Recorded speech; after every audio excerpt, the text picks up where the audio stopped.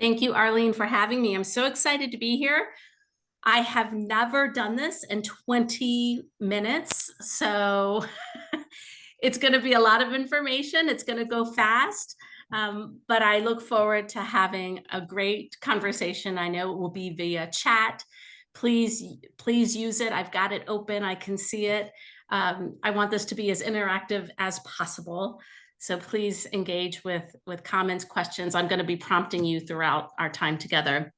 So by way of introduction, I am Amy McDuffie-Blackett, and my top 5 strengths are here on the screen. That's what we're going to be talking about today. This session is something I'm very, very passionate about as a Gallup certified strengths coach. Some of you may already know your strengths. If you do, great. If you don't, hopefully you will want to find out more when we get off of this call. So my top 5 are communication, woo, empathy, includer, and positivity. And you can summarize this as I love really creating connection and energy, even through a screen, although I will say it's really hard when I don't see people. So I'm happy I see Arlene. It's nice to see Arlene's face.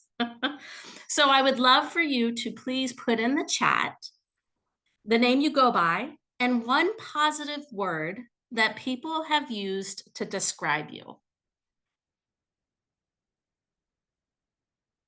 Please take a moment, put in the chat the name you go by and one positive word people have used to describe you. Arlene is ambitious. Thank you, Arlene. And how many folks do we have, Arlene, on call? Oh, you're on mute. Individual login, we have 14 Okay. login, individuals. We don't know how many there are total. Yes. Well, I'm going to wait to hear from, thank you, Maria. Maria is sunny. I love that. I'd love to hear from more people. Laura is patient. Wonderful. Cynthia's nice. Christina's friendly. These are all clues to talent, believe it or not. And we will understand more about how these words really show up and are the things that you bring to a team, to your family. They're what you look like at your best. So more are coming in, reliable and happy. Thank you all.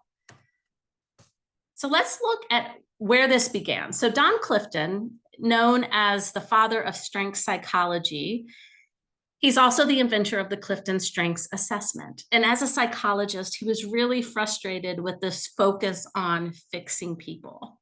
And he asked this simple question: what would happen when we think about what is right with people instead? And this really has changed how millions of people think about success. Instead of asking, what's wrong with me? Strengths-based development focuses on what is right with me and how can I do more of it. So again, I'm going to ask you all to put in the chat almost every slide, so just be prepared.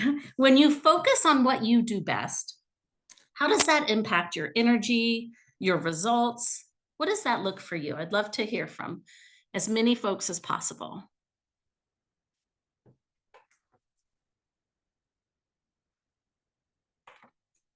Alive. Yes, Arlene. I mean, that's pretty powerful. I will wait. Oh, yes, I will repeat the question. So when you get to focus on what you do best, how does that impact your energy or results? How do you feel when you get to do what you do best? Arlene feels alive, fulfilled, excited. You feel happy, assured, empowered. Yes. Synergistic success. I love that. Jennifer feels needed. Absolutely.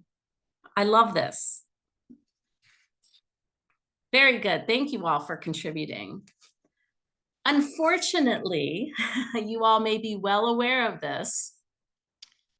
Conventional development has had us focusing on the wrong things. So I'm going to annotate, so bear with me. I'm going to draw a picture.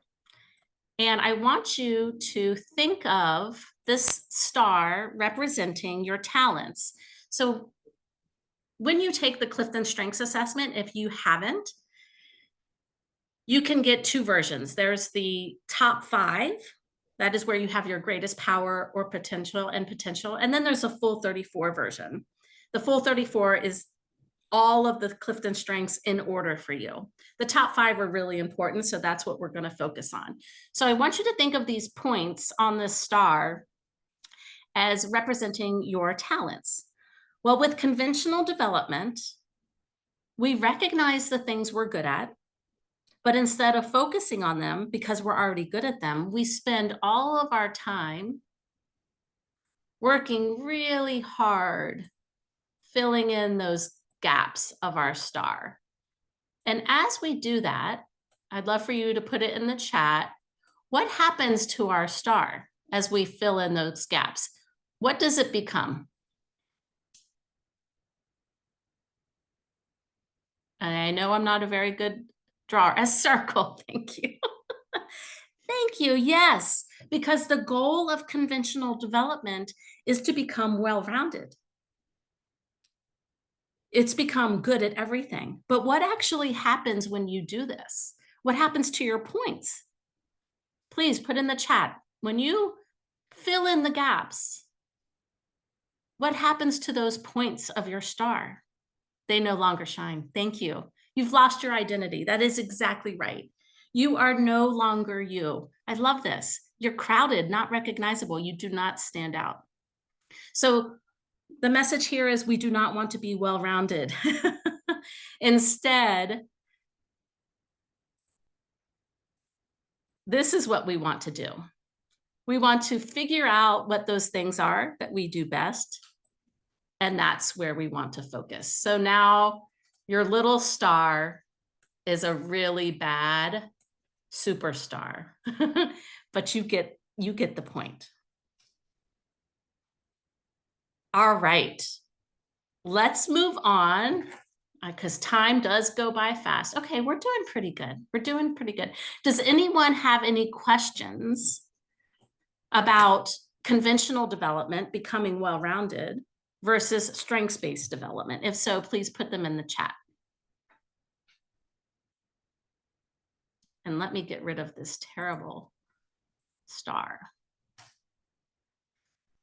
I'd like to see by a show of hands, how many of you have tried to fill in your gaps and become well-rounded? Just curious. Oh, we got a bunch of folks quickly jumping in. And I'd love for you, if you have time, if you have a moment, how did that feel as you were trying to become someone you're not, when you were trying to fill in the gaps? What did that feel like? If you wouldn't put that in the chat. Futile. Yeah. Exhausting, uncomfortable, frustrating, but yet, and strange, right? But yeah, this is not unusual. This is how conventional development has worked since I recall being in elementary school, right? It's either your parents telling you you need to be more like your brother, your sister, or more like them. It's your teacher saying, yeah, you need to get better at this, or it's your boss. Strengths-based development is making a really big shift. And I think there was a question earlier, and we're about to get there. Why is this development considered better?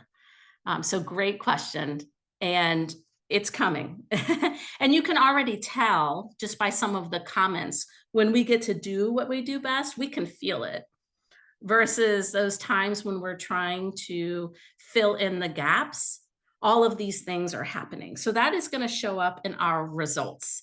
So it's more than just a feeling, it carries through, but that is an excellent, excellent question. All right, I am going to close annotation. So what is a talent? What is a strength? And I see, Teresa, I know you have your hand raised. That was probably for the last activity, but if there is a question, you can please put it in the chat. I use these words interchangeably, but they are different. They're connected, but different. So the Clifton Strengths Assessment that I have referred to identifies your natural talent. And these talents are recurring patterns of thought, feeling, and behavior that can be applied productively. So as I mentioned, when I drew that star, we all have them. We are born with this talents. Hopefully they're nurtured. Hopefully our parents have seen those talents in us. And instead of getting us a tutor to help us in math because we're not very good at it, we're getting a tutor in history because that's where we shine. It's kind of counterintuitive to, everything we've thought and been taught.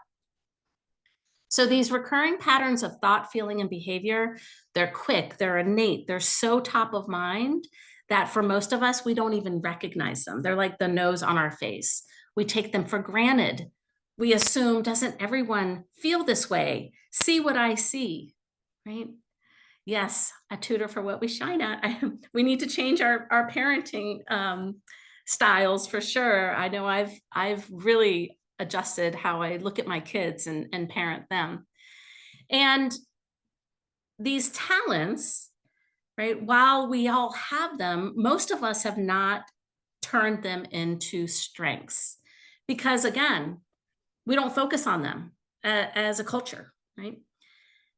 Think of your talents as a muscle. You must use them and develop them and invest in them. So that is the formula. Talent times investment turns into a strength, which Gallup defines as the ability to provide consistent, near perfect performance in your role. And what they have found is you never hit a ceiling.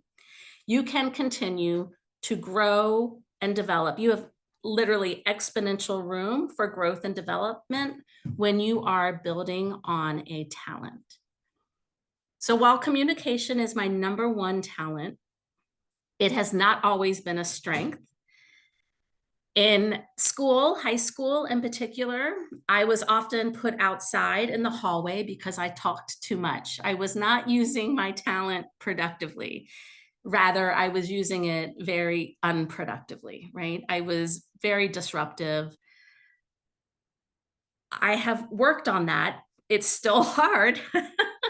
It is my number one talent. I am an external processor, so everything I think, I don't know what I'm thinking until I say it. So, this can be a challenge for folks around me who need time to think and process information because I really just it all just goes out to the universe. So being able to build and develop your talents takes effort and time, but it's not hard. It's just being purposeful. It's like creating a new habit. You already do these things naturally. It's okay, how can I be more intentional? How can I get better at this? Any questions before we move forward? And let me do a quick time check. Okay, we're good. We have 10 minutes. Any thoughts on talent versus strength? Amy, was there any time in your life, even now or before, when they tried to repress your talent so Yeah. you can be more talented, in air quotes, in other areas? So I have been really, really fortunate. My parents were wonderful. They supported me, and they got strengths-based development. I don't know if they were purposeful or intentional, but they were just thrilled that I loved school, and so they were very supportive. My first job out of college, I've been in human resources for my entire career. And my first boss that I had told me that I smiled too much. And I didn't know quite how to take that. I went back to my desk and I tried not to smile, and it did not work. Yes. And I realized, oh my goodness, she clearly does not appreciate what I bring. Yes. So Lindy, you've been told you're too happy in the morning. And right, I know it was so strange. So what I want you to remember, this is so important, is that we all have different talents and we all view people with our talents. Think of it as that filter that you use to view the world, right? So as someone who is very positive, it has taken me time to understand those who aren't as positive, right? I'm married to one, and we're opposites. We have similar values, but our talents are very different. He's more skeptical. He questions things, and I can sometimes misinterpret that for being negative when in fact he's analytical. He just needs data. He needs facts. So the beauty of this is not just for you as an individual to know who you are and what you do best, but it is recognizing and understanding and appreciation that the people around you are very different and building that appreciation of those different talents that they bring. So it helps your family, it helps your team at work. It is just so amazing when we all get to bring our best selves to whatever we're doing and we're appreciated for it. It's really, really, really, really powerful. So that is why I love doing this work. It is, I've been doing it for, let's see, 13 years now as a Gallup certified strengths coach and a professional coach working with individuals and teams. And it just brings me so much joy to help others feel joy, right? Be excited to go to work each day because I have been fortunate enough to know what that feels like, and I can't imagine anything else. As you can tell, I could go on and on and on, but I want to move forward. Data. I imagine there might be some folks on this call who are analytical, and you can hear what I'm telling you, but you're not necessarily going to believe me. So Gallup has been studying human talent for over 50 years, and they have so much data. You know Gallup, they're an analytics company, they're a polling company. They have been doing this work for a really long time. And what they have found is that people who get to do what they do best every day are 3 times as likely to report having an excellent quality of life. So it's not just showing up for you at work, right? When you get to do what you do best, it improves your overall well-being. This is huge. And as this group is especially, I imagine, very interested in well-being, and that's why Arlene holds these sessions so often. It's improving our well-being. And so not only is it improving your well-being, but at work specifically, you are going to be 6 times more engaged. 6 times more engaged at work. That is huge, huge. I asked that question earlier. What does it look like when you're at your best, right? We saw all those wonderful words, happy, fulfilled. You're going to be more productive. You're going to treat people better. You're going to tell folks that you work for a great company. You're going to be more creative and innovative. I love all the reactions. I didn't know what it would be like not to see all the faces, but the reactions, they're feeding me. So thank you. Thank you very much. All right. So while some of you may have taken the Clifton Strengths Assessment, I imagine many of you haven't. You don't need to take the assessment to know what you do best. There are what we call the 5 clues to talent. So what are those activities that you yearn to do?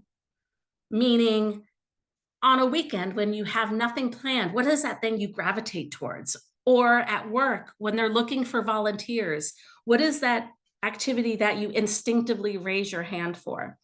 For me, it was at work when I had a corporate job.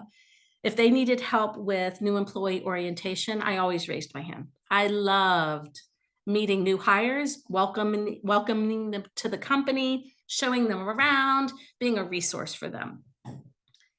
What are those things that you learn quickly and then have a really hard time describing to someone else? That's a big clue to talent.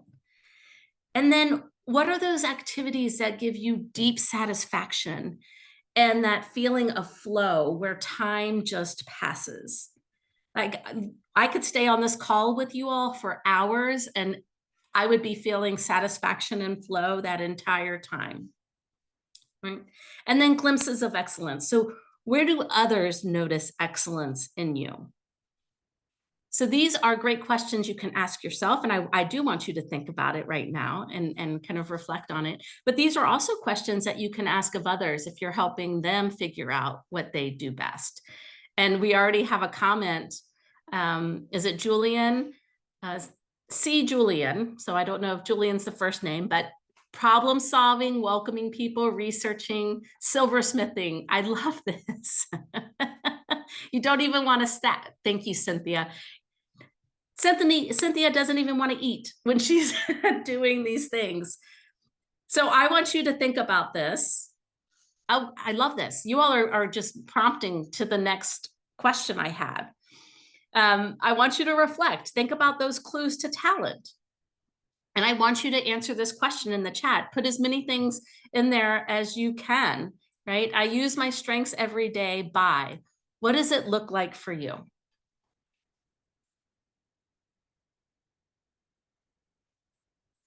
We've already heard from Cynthia and Leslie. I'd love to hear from others. Being intentional. Thank you. I use my strengths every day by what? What are you doing when you feel satisfaction, you're in flow, you have moments of excellence? Oh, Shelby, being present. Communicating and connecting with people. Yes. I'd like to hear from a few more. These are great. Loving my family. I have high empathy. You can bring a little tear to my eye pretty easily. Keeping all the possibilities alive. So Katie has her top 5. She has futuristic and positivity. That is wonderful. Futuristic is my number 33 out of 34. It is, what I love about this is that these talents can't be taught. Katie cannot teach me to see the future like she sees the future.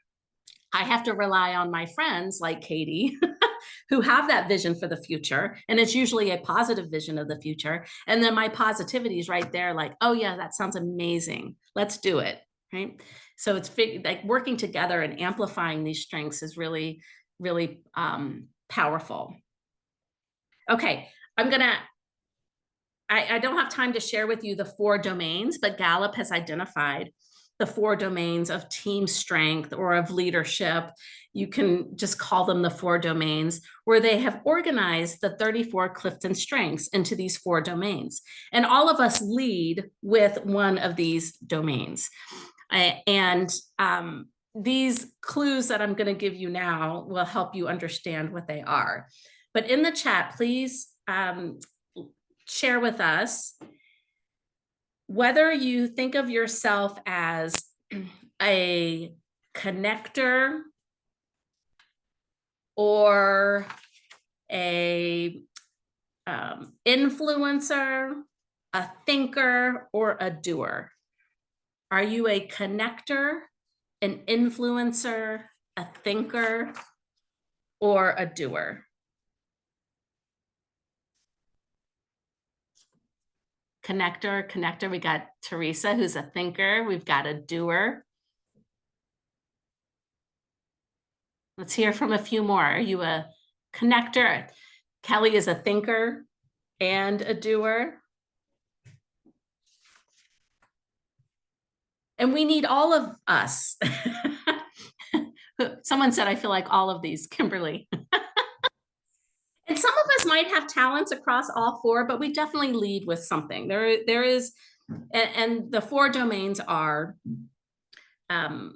executing, influencing, relationship building, and strategic thinking. Yes, you can get access to your full 34.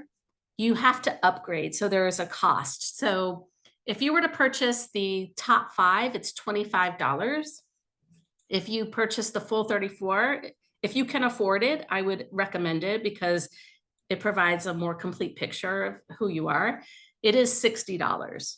If you have your top 5, you can upgrade to get your full 34. and it cost, I believe, $40 or $50 for the upgrade. You don't have to take the assessment again. In fact, they don't recommend you take it more than once. There's only a few situations where they do. The 4 domains are executing, influencing, relationship building, and strategic thinking. So think about how powerful this is when we work with teams. When I work with teams, we have the team grid organized by the 4 domains. So you see where, oh my goodness, look at all the dominant relationship builders. Look at the dominant strategic thinkers. And the framework is just really helpful because it helps you as an individual recognize where your greatest contribution to that team is. And if we're all working together, playing to our strengths, it's going to be really, really powerful. Okay, we're over time. I knew I would get on a roll here. I do want to just have a few more slides. I'll go quick. So strengths-based development does not mean we ignore our weaknesses. In fact, it's important to know what we're both good at and what we're not. But I will say, just because something's at the bottom of your list does not mean it's a weakness. I'm not analytical. That's my number 34. It's not a weakness for me because it's not something I have to do in my job. It's not getting in my way or someone else's way. So it's important to know what you're not good at so you can better position yourself to do more of what you do best. And you know who to partner with to help you in those areas that are hard, that are difficult, that really like cause your brain to like hurt when you have to like spend time there. All right. So we want to do more of what we do best and understand and manage around those other things that maybe don't come as natural for us. So with that, I would encourage you, if you haven't done so already, please take the assessment. As I mentioned, the top 5 is very reasonable and it's a great start. But if you can take the full 34, get that full complete picture of your talents, the way the report that they have, they recently updated a few years ago. It's really powerful. It's like the self-guided report. And on Gallup.com, once you take the assessment, you will have access to a ton of learning resources that are available. So you could, on your own, spend more time diving deeper into your strengths. Another option is you work with someone like me who is a coach. So I have my information up here. If you're interested, I'm happy to do a complimentary discovery call for anyone that would like to look to understand more about talents and strengths. And you can email me at amy@aloperspective.com. Okay, I think Maria wanted the 4 domains again. I don't know if we still, but I'll share them. I don't know if I've answered it since that was posted, but executing, influencing, relationship building, and strategic thinking. My top 5 are in the middle. I have 3 in relationship building, which is what I lead with, and influencing, which is my second dominant. And before I will stay on the call if anyone has any questions, but I do want to share this slide that I think is a great way to kind of end our time together. It takes courage to grow up and turn out to be who you really are. And that is my challenge to all of you. I want you to be who you really are. So with that, thank you. If anyone has any questions and wants to stay on, I'm happy to do so. But this was so fun. And I only ran over by a few minutes, which is pretty impressive. That is not a strength of mine, staying on time, especially when I'm talking about something I love. So Amy, I have a quick question for you. So Yes. let's say we purchase or I purchase, the test assessment? itself. Yes. For the full one, for the full version. Yes. So what is the next step normally? So The best next step. I think I'm biased because I'm a coach. I'm a certified coach. And I've been in human resources my entire life. And I've taken a number of assessments, but the assessments that I got a lot of value from were the ones where I had someone help me understand and interpret those results. A lot of times people read something and they just like, oh yeah, that sounds like me, and they'll put it in their drawer. So you can do that with Gallup. You can absolutely take the assessment on your own and take advantage of all the learning resources that are on the website, but you have to be intentional about doing that, because it's not just a here's your report, it's what are you going to now do with this, right? This is just the beginning. So having someone hold you accountable to really building your talents is important, but there are tons of resources that will help you. If you can't work with a coach, if you don't want to work with a coach, you can leverage them on the Gallup Access site. Again, once you take the assessment, you will have an account that you can always access and find your results and all those learning resources. Amy, I think we have one question. Yes. So the assessment is how you identify your talents. So that's a great question. The assessment has 200 questions. It's timed. You only have 20 seconds to answer each question. They want you to go with your gut. And they have tweaked this assessment over the years, but they don't want to give you too much time. Sometimes people think too long. Go with your gut. That is my best advice. And it'll take you about 30 minutes. And when you're done, that will generate your results pretty quickly. And you'll have, if you get the full 34, you'll have a number of reports you have access to, but the full 34 is really the cream de la cream. Of course, that's the one you want to focus on. The top 5 report has also been upgraded, and it provides a lot more information than it previously did. So it shares, there's a ton of information in there as well that is really valuable. The full 34 tells you right on the front page what you lead with. I don't know if anyone is interested in seeing. I can happily share my top 5 or my full 34 report if I can figure out how to exit out of this. Okay. If anyone's still on the call, are there folks still on the call, Arlene? Yes. Yes. Okay. Well, let me show you. I told you I could talk about this stuff all day. So I go to Gallup. I'm already, so you can set it up so you can sign in. Yes, Arlene? I think you have to stop sharing and then reshare again so that we can see your new screen. Okay, let me pull that. Let me get my screen up to what I want to share, and then I will share my screen. Thank you. Yes, because I chose the window. Amy, there was one question. Yes. What if I'm not given a chance to share my strength and talents because I lack experience? Yes, that is a great question. And it's something that I experienced, not me personally, but I cannot talk and navigate a screen at the same time. So let me get back to Zoom. Let me share my screen and then I will answer that question. Okay. There we go. Okay, so hopefully you all can see my screen. Okay, I worked at a engineering, like a technology company for 18 years. And I've been in corporate since I started my career. So it's not just specific to where spent the last 18 years. Oftentimes in the workforce, based on your level of experience dictates kind of, what you're expected to do. So you come into the workforce, you're expected to be an individual contributor, kind of be that doer. And as you progress in your career, that's when you're supposed to expand your skills and become, be able to build relationships and then influence others, and then ultimately become the strategic thinker. That is how we had what were called guide charts.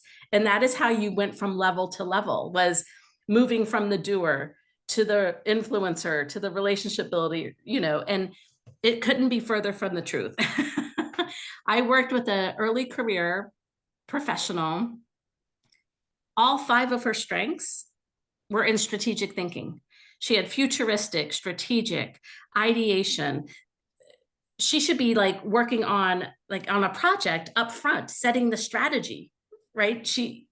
But she was in a role as an executor. They expected her to do, and they definitely were not getting the best out of her. So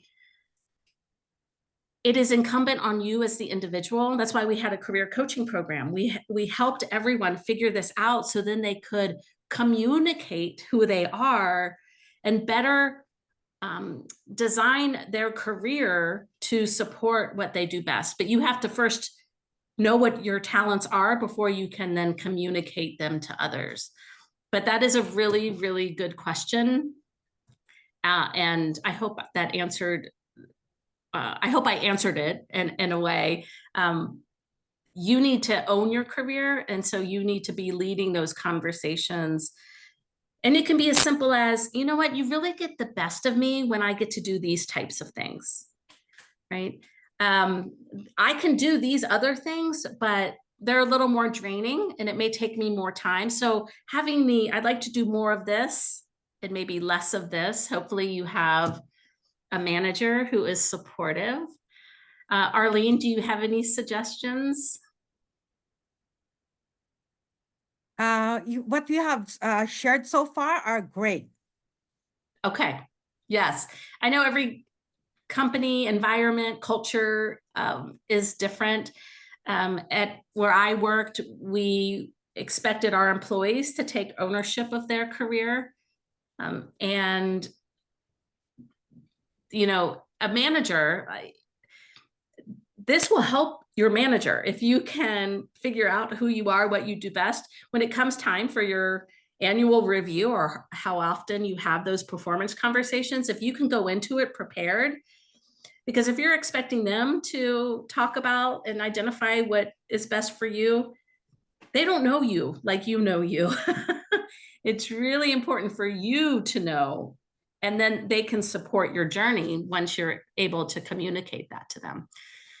That's what I did as a career coach. I walked folks through and still do, where they had a clear, goal for the next 2 to 3 years and a plan to get there, but also creating a personal brand statement, a strengths brand statement. Being able to talk about your value is really also very important. So great question. So this is my full 34 report.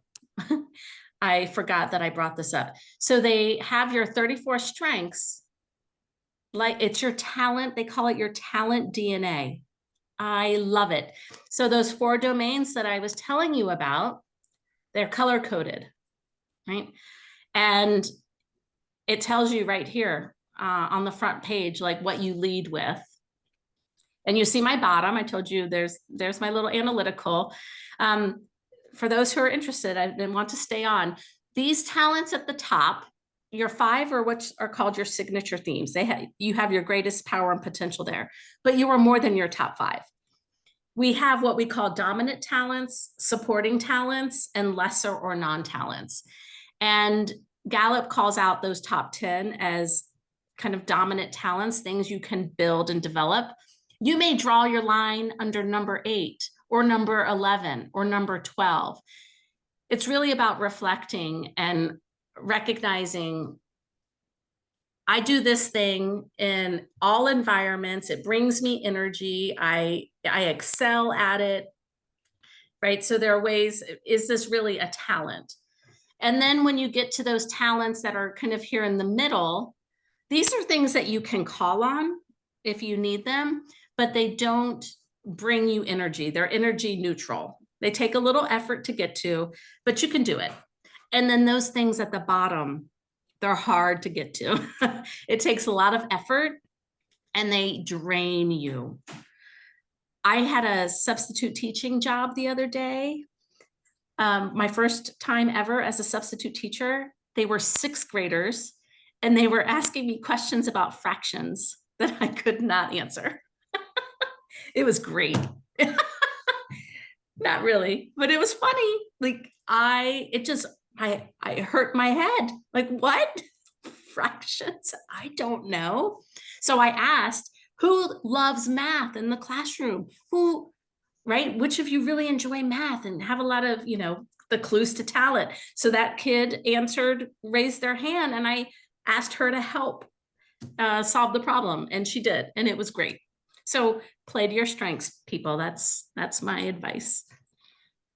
Anyone have any questions about this? And I don't have my chat up, Arlene. So if there's anything there, let me know. We don't have any questions. So, so far up to this point, I think you have answered all the questions. Everyone. I'll just Oh. show you one more thing, Arlene. Oh, sure. In your report, it has your little bar graph here of your dominant domains, and this is customized for each person. So the length of my bars is reflective of my results. So someone's can look very different than mine, but it kind of gives you a nice picture. So there's so much really good stuff in here.